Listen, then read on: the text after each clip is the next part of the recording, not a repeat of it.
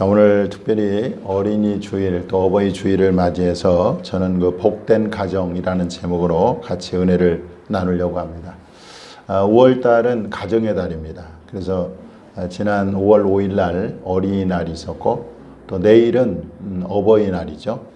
그리고 22일 날은 이제 성년의 날, 또 스승의 날이기도 하고 또 21일은 부부의 날이기도 합니다. 이렇게 가정과 관련된 여러 날들이 있기 때문에 우리가 5월을 가정의 날로 부르게 되는데, 하나님은 최초로 가정을 만드셨습니다.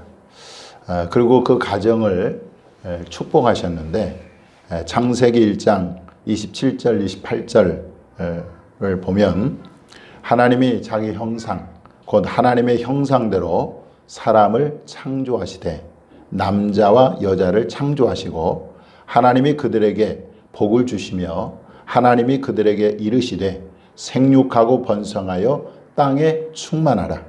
땅을 정복하라. 바다의 물고기와 하늘의 새와 땅에 움직이는 모든 생물을 다스리라 하시니라. 이렇게 최초로 가정을 주님이 세우시고 그 가정을 축복하고 있는 것을 볼 수가 있습니다. 저는 여러분의 가정에 이렇게 번성하고 또 정복하고 다스리는 복이 임하기를 바랍니다. 예수님도 구원 사역을 시작하시고 첫 표적을 가정에서 시작하셨습니다. 예수님의 혼인잔치, 가정을 이루는 그 결혼식에 초청을 받아서 가셨는데 그 집에 이제 포도주가 떨어졌습니다. 결혼식에 포도주가 떨어졌으니까 어떻게 보면 그 가정으로 봐서는 굉장히 큰 곤경에 처한 것이죠. 그때 예수님은 그 하인들에게 돌 항아리 6에 물을 가득 채워라 이렇게 말씀을 하셨어요. 하인들은 예수님의 말씀에 순종해서 이제 그 돌 항아리에 물을 가득 채웠습니다. 그랬더니 이번에는 예수님께서 그 물을 떠서 그 연회장에게 갖다 주라 이렇게 말씀을 하셨어요. 그 하인들이 그 6 항아리에 물을 가득 채웠는데 거기서 물을 떠서 그 연회장에다가 갖다 줬더니 그 연회장이 그 맛을 봤는데 기가 막힌 포도주의 맛이 나는 것입니다. 다시 말하면 물이 변해가지고 맛 좋은 포도주로 변한 것입니다. 자, 요한복음 2장 9절 10절 한번 같이 읽어보겠습니다. 시작. 연회장은 물로 된 포도주를 맛보고도 어디서 났는지 알지 못하되 물 떠온 하인들은 알더라. 연회장이 신랑을 불러 말하되 사람마다 먼저 좋은 포도주를 내고 취한 후에 낮은 것을 내거늘 그대는 지금까지 좋은 포도주를 주었도다 하니라. 여러분, 이렇게 예수님은 곤경에 처한 가정을 곤경에서 건져주시고 그리고 그 가정을 축복하시는 것을 볼 수가 있어요. 한 번은 부모들이 예수님이 만져주심을 바라고 아이들을 데려온 적이 있습니다. 그러자 제자들이 그들을 제지하면서 그리고 꾸짖었습니다. 지금 여기가 어디 안전이라고 아이들을 데려오냐라는 거죠. 그때 오히려 예수님은 제자들을 책망하셨어요. 그리고 아이들에게 내게 오는 것을 금하지 말라. 하나님의 나라가 이런 자의 것이라 이렇게 말씀을 하셨어요. 그리고 그 어린 아이들을 안고 축복하셨습니다. 자, 마가복음 10장 16절에 보니까 그 어린 아이들을 안고 그들 위에 안수하시고 축복하시니라 그렇게 말씀하고 있습니다. 그 하나님도 가정을 최초로 창조하시고 그 가정을 축복하셨고 또 예수님도 가정을 축복하신 것을 볼 수가 있어요. 저 역시 여러분의 가정을 주의 이름으로 축복합니다. 여러분의 가정이 정말 잘 되기를 바라고 여러분들의 자녀들이 복을 받기를 바랍니다. 그렇다면 여러분, 어떤 가정이 참 복 있는 가정, 복된 가정이 될 수 있을까요? 저는 오늘 본문에 나오는 이 디모데 가정에서 참으로 복된 가정의 그 모습을 보게 됩니다. 바울은 믿음의 아들 디모데에게 편지하면서 그의 가정에 대해서 언급하고 있어요. 디모데의 외할머니는 오늘 본문에 보면 이름이 로이스입니다. 그리고 디모데의 어머니는 유니게. 자, 그런데 이 디모데에게는 예수 그리스도에 대한 거짓 없는 믿음을 가지고 있었습니다. 이 디모데에게는 거짓 없는 믿음을 가지고 있었는데 그 거짓 없는 믿음이 누구에게도 있었어요? 외할머니 로이스에게도 있었고 또 어머니 유니게에도 있었다는 것입니다. 여러분, 왜 디모데 가정이 복된 가정이냐면 믿음으로 하나 된 가정이기 때문에 복된 가정인 것입니다. 여러분, 가족이 같은 믿음으로 하나 된다는 것은 그야말로 축복 중에 축복인 것입니다. 같은 믿음을 가지고 있으면 일단 마음이 통하고 대화가 됩니다. 오래전의 일입니다마는 우리 사모님 친구 중에 한 분이 안 믿는 남편을 만났습니다.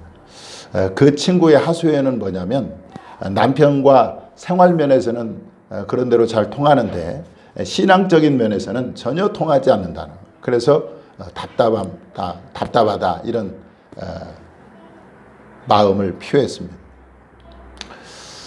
그래서 믿음으로 하나 된 가정이 된다는 것은 참 큰 복인데요. 가족 중에 아직 믿음을 가지지 않는 사람도 있을 것입니다. 그것이 이제 부모가 될 수도 있고 남편이 될 수도 있고 자녀가 될 수도 있고 또 형제들이 될 수도 있습니다. 오늘 본문에 보면 디모데의 외할머니와 어머니는 언급이 되고 있는데 외할아버지와 아버지는 언급이 되고 있지 않습니다. 그것은 뭘 말하냐면 그 외할아버지와 아버지는 믿음을 가지지 않았다고도 볼 수가 있는 거죠.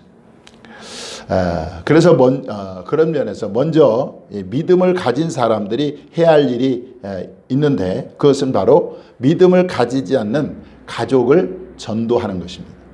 그리하여 그들도 같은 믿음을 소유할 수 있도록 해야 하는 것입니다. 그래서 그들도 뭡니까? 한 가지로 구원을 받을 수 있도록 우리가 해야 되는 것이죠. 사도행전 16장에 나오는 자주장사 루디아가 잘한 것이 뭐냐면 그는 사도 바울의 전도를 받고 자기만 믿은 것이 아니라 자기의 집 전체를 믿게 했습니다.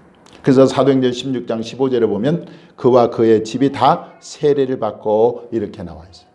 또 빌립보 감옥의 간수가 잘한 것이 그것인데 바로 그도 바울의 그 전도를 통해서 자기가 예수를 믿고 그 다음에 자기 온 가족을 다 예수 믿게 했다는 거예요. 자, 사도행전 16장 33절 한번 보겠습니다. 시작. 그 밤 그 시각에 간수가 그들을 데려다가 그 맞은 자리를 씻어주고 자기와 그 온 가족이 다 세례를 받은 후 자기와 그 온 가족이 다 세례를 받았다. 그래서 저는 우리 성도들의 가정이 다 믿음으로 하나 되어 온 가족이 다 구원을 받는 그런 복된 가정이 다 될 수 있기를 주님의 이름으로 축원합니다. 자, 그 다음에 이 디모데 가정이 왜 복된 가정이냐? 믿음의 대를 잇는 가정이기 때문에 그렇습니다. 거짓 없는 믿음이 이 외할머니 로이스에게서 그 다음에 어머니 유니게에게 전수가 되었고 그 어머니 유니게에 있는 그 믿음이 누구에게 전수가 됐습니까? 아들 디모데에게 전수가 되었습니다. 여러분들 부모가 자녀에게 해줄 수 있는 가장 큰 유산은 제가 볼 때 신앙이라고 생각이 듭니다.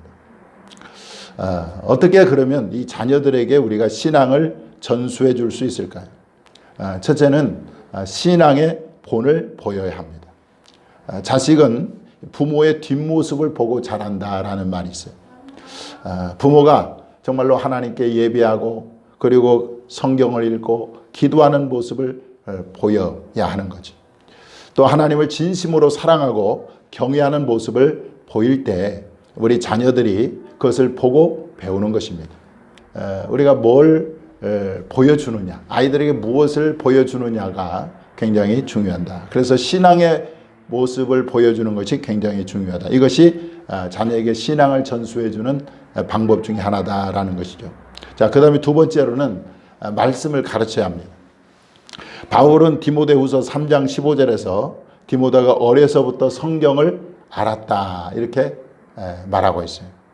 그럼 디모데가 어려서부터 성경을 알았는데 그 어려서부터 성경을 알았다는 말은 누군가가 그에게 가르쳐줬다는 말이죠. 그건 누구겠어요? 물론 할머니 로이스나 그의 어머니 유니게가 이 디모데에게 어려서부터 성경을 가르쳤기 때문에 디모데는 어려서부터 성경을 알았다고 그렇게 말씀하고 있습니다. 지혜의 왕 솔로몬은 부모들에게 이렇게 조언을 했습니다. 우리 잠언 22장 6절 말씀 한번 보겠습니다. 마땅히 행할 길을 아이에게 가르치라. 그리하면 늙어도 그것을 떠나지 아니하리라. 그랬어요. 네. 저는 이제 우리 조한이 어렸을 때 성경을 통독한 적이 있습니다. 그래서 마태복음도 통독하고 사도행전도 통독하고 그리고 굉장히 어려운 그 레위기도 통독한 기억이 있는데 제가 우리 주한이에게 늘 세 가지를 하라고 강조를 했는데 첫째는 주의 날인 주일을 거룩하게 지켜라. 두 번째로는 하나님의 인도를 받기 위해서 매일매일 큐티를 해라. 세 번째로는 하나님의 것인 11조를 구별하여 드려라. 이렇게 제가 세 가지를 강조하고 가르치고 있습니다. 근데 제가 우리 조한이가 보면 주일을 지키고 뭐 11조를 드리고 이런 건 어느 정도 하는데 큐티 훈련은 아직 좀 덜 된 것 같아요. 17세기 영국의 청교도 리차드 팩스터는 이런 말을 했습니다. 우리는 우리의 자녀들이 하나님께 가장 쓸모있는 존재가 될 수 있도록 교육시키는데 최선을 다할 의무가 있다. 이렇게 얘기를 했습니다. 그러니까 우리 자녀들에게 신앙을 전수해 주기 위해서는 말씀을 가르쳐야 되는 거죠. 그 다음에 세 번째로는 기도해야 하는 것입니다. 결국 자녀에게 믿음을 주시고 은혜를 주시는 분은 하나님이십니다. 따라서 부모는 하나님께서 자녀에게 은혜와 믿음을 주시도록 우리가 끊임없이 자녀를 위해서 기도해야 되는 거죠. 기독교 오랜 전통 가운데 내려오는 격언이 하나 있는데 따라서 합시다. 기도하는 자식은 결코 망하지 않는다. 기도하는 자식은 결코 망하지 않는다. 저와 여러분이 자녀에게 신앙을 전수해 줘야 할 이유가 분명히 있습니다. 하나님은 십계명에서 나를 사랑하고 내 계명을 지키는 자에게는 천대까지 은혜를 베푼다고 말씀하고 있습니다. 그런데 이 말씀이 우리의 기독교 역사 가운데 증명이 되었는데 한 기독교 학자가 두 집안 후손을 연구를 했어요. 하나는 에드워드 가문과 그리고 주크 가문이라고 하는 두 가문을 이제 비교 연구를 했는데 이 에드워드 가문은 하나님을 잘 섬기는 그런 가문입니다. 그런데 그 에드워드 가문에서 대학 총장이 14명이 나오고 대학 교수가 100명, 목사와 선교사가 100명, 판사가 30명, 의사가 60명이 배출이 되었습니다. 그런데 하나님을 믿지 않았던 이 주크 가문에서는 실업자가 310명, 패가 망신한 범법자가 440명, 절도범이 601명, 죄수가 130명, 부도덕한 사람이 55명, 살인자가 6명이 나왔어요. 그러니까 하나님을 잘 섬기는 에드워드 가문은 그렇게 정말 사회에 영향력을 끼치는 그런 의사나 그리고 판사나 또 목사나 이런 분들이 많이 나왔는데 이 주크 가문에서는 그야말로 많은 범법자들이 나온 것을 볼 수가 있어요. 그러므로 이 자녀들에게 신앙을 전수해서 신앙의 대를 잇는 여러분들 복된 가정이 다 될 수 있기를 바랍니다. 자, 그 다음에 이 디모데 가정이 왜 복된 가정이냐? 훌륭한 신앙의 어머니를 둔 가정이기 때문에 그렇습니다. 기독교 역사를 보면 위대한 인물 뒤에는 항상 이 훌륭한 신앙의 어머니가 있었습니다. 이스라엘 역사 가운데 가장 어두운 시대가 바로 사사시대인데요. 그때 사람들은 하나님 없이 자기 소견에 옳은 대로 행했습니다. 그때 이스라엘 민족을 하나님께 돌이키게 한 인물이 바로 사무엘입니다. 당시 사무엘이 얼마나 그 영향력이 막강했냐면 사무엘상 7장 13절에 이렇게 기록되어 있습니다. 이에 블레셋 사람들이 굴복하여 다시는 이스라엘 지역 안에 들어오지 못하였으며 여호와의 손이 사무엘이 사는 날 동안에 블레셋 사람을 막으시매 그랬어요. 사무엘이 사는 날 동안에 하나님께서 적국인 블레셋을 막아주셨어요. 그래서 이스라엘 나라가 평화하게 되었습니다. 이런 그 사무엘 뒤에는 누가 있었느냐? 바로 기도하는 어머니 한나가 있었다는 거예요. 사실 사무엘도 어머니 한나가 기도로 얻은 아들입니다. 사무엘도 이런 어머니 영향을 받아서 그런 기도를 쉬는 것을 죄로 보았던 그런 인물이 바로 사무엘인 것입니다. 감리교 창시자 요한 웨슬레는 18세기 영국의 영적 대각성을 일으킨 인물인데요. 그런데 그 뒤에도 역시 훌륭한 신앙의 어머니 수산나가 있었습니다. 수산나는 19명의 자녀를 낳았는데 그중에 9명은 죽고 이제 10명만 살아남았습니다. 근데 그 10명의 자녀들에게 철저하게 신앙 교육을 시켰어요. 그래서 저녁 8시만 되면 이제 종을 쳐가지고 이제 아이들이 뭡니까? 그 자기 이름이 적혀 있는 그 계단에 이렇게 선다고 그래요. 그러면 이제 그 어머니 수산나가 그 아이들에게 10명의 아이들에게 너희는 누구냐 이렇게 물어보면 나는 요한 웨슬레입니다. 나는 찰스 웨슬레입니다. 이거 자기 이름을 댄다고 그래요. 또 수산나가 아이들에게 그렇게 묻습니다. 너는 어떤 사람이냐 이렇게 물어보면 아이들은 나는 위대한 하나님의 사람입니다. 이렇게 대답을 했다고 그래요. 또 그 어머니 수산나가 위대한 하나님의 사람이 지금 무엇을 하고 있느냐 이렇게 물으면 그 아이들은 나는 하나님과 함께 위대한 역사를 창조합니다. 이렇게 대답을 해서 또 수산나가 너의 보호자가 누구냐 물어보면 그 아이들은 하나님이 우리의 보호자이십니다. 누가 너희를 불렀나 그렇게 물어보면 그 아이들이 하나님께서 우리를 불렀습니다. 이렇게 대답을 했다. 이것을 매일 밤 반복적으로 계속했다는 거죠. 이런 신앙 교육 속에서 요한 웨슬레와 같은 그리고 그의 동생 찰스 웨슬레 같은 그런 위대한 인물이 나왔던 것입니다. 오늘 본문 주인공인 이 디모데 역시 훌륭한 신앙인의 그 신앙의 어머니 이 유니게 밑에서 자라서 훌륭한 목회자가 되었습니다. 성경 이 디모데 전후서는 당시 바울이 그 디모데가 에베소 교회를 목회하고 있는데 그 에베소 교회를 목회하고 있는 이 디모데에게 쓴 편지가 바로 이 디모데 전후서입니다.